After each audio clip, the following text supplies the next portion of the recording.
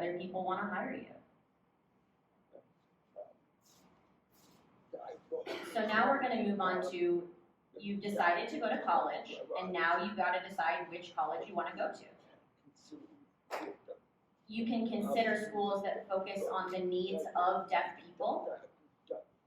There are deaf people with cochlear implants, deaf people who use cued speech, and there are colleges that cater to all of those students. We have Gallaudet, Rochester Institute of Technology, RIT, and California State University Northridge, CSUN. RIT and Gallaudet have high national rankings. CU Boulder is number 99 in the country, which is a very good school. RIT is number 111, and Gallaudet is 128. CSU is 149. So on paper, these schools have very good reputations. Maybe if you're not interested in one of these schools, you could also focus on schools that have deaf-specific majors or deaf-specific departments.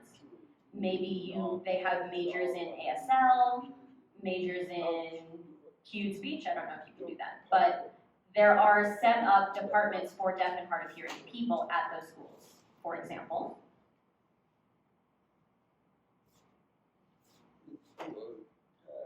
Schools like this, they do have good reputations, and you feel like you're a part of the campus community. Also, deaf people are more considered normal, so to speak, at these schools.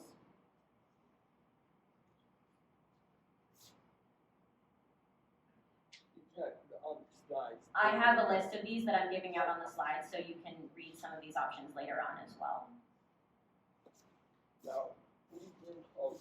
Now, when you go into college, my advice is to screen the schools, screen their disability services departments, their departments for your major, and the professors.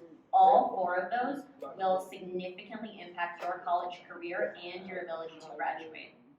If they have professors that are incredibly well respected, but their graduates don't earn a lot of money, and you can find those numbers online. Sometimes disability services will say, oh, we provide all of these services, we provide all these things, yes, we are ready, and then they actually don't. They'll do it later. It costs too much money, we can't do it. There have been lawsuits in the past related to universities failing to provide accommodations. So you can see if other people in your position have had support or have struggled to get those services. Sometimes the departments focus on teaching, and sometimes the departments focus on research. And they're saying, oh, okay, I'm going to teach a couple classes, but I'm here to research. And faculty has an incredibly important impact. If the teachers are not motivated to teach to students' needs, that's a significant problem. Sometimes if someone is very focused on research, they have a PhD, but they're not a very nice person or a very effective teacher, that's not going to work. So you need to find teachers who are committed to their classes and committed to bringing students into the program. And hearing people do have an easier time doing this, we face a couple more roadblocks.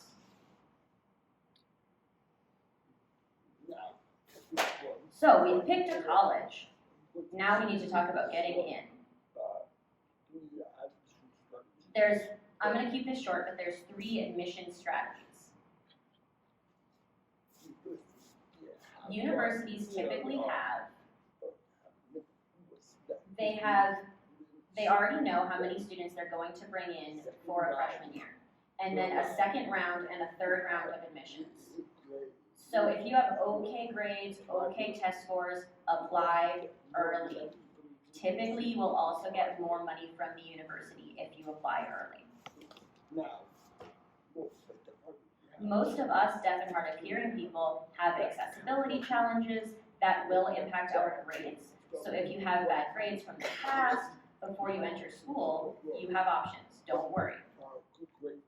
But you do require good grades from here on out.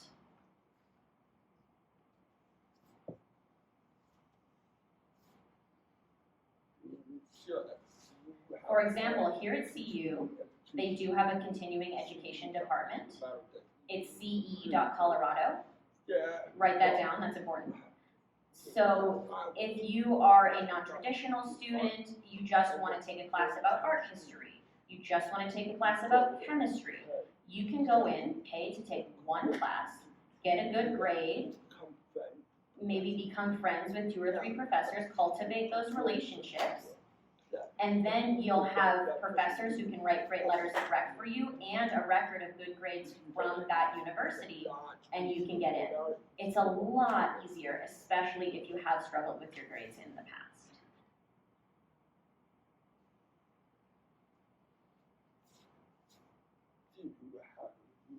CU has an agreement with several community colleges where they accept a certain number of transfer students every year. So FRCC, front range students, they are screened by GPA, and they know that they will accept, for example, 100 transfer students. First, they accept all the 4.0s, the 3.8s, and once they hit their 100 student quota, then they're done. I'm just making up that number, I don't know if it's 100. But if you enter community college with good grades, typically above a 3.0, you should be able to get into CU via a transfer program. I also have a short story to share with you. I had a PhD professor a long time ago. He was a friend of mine, and he struggled with English. It was not his first language, and he tried to get into the University of Connecticut. They didn't let him in because his English was so low, and they said, you can't succeed here. But he didn't give up. He got ready, and he said, I'm gonna take classes, get good grades, and prove myself. And they said, okay, one class, you can take one class. And he got an A. He worked so hard because he's a smart guy. And then they accepted him into the PhD program, and he graduated with a PhD. So you have options, even if you're concerned about your English skill as well. Some of us deaf people do struggle with English, so here's another strategy.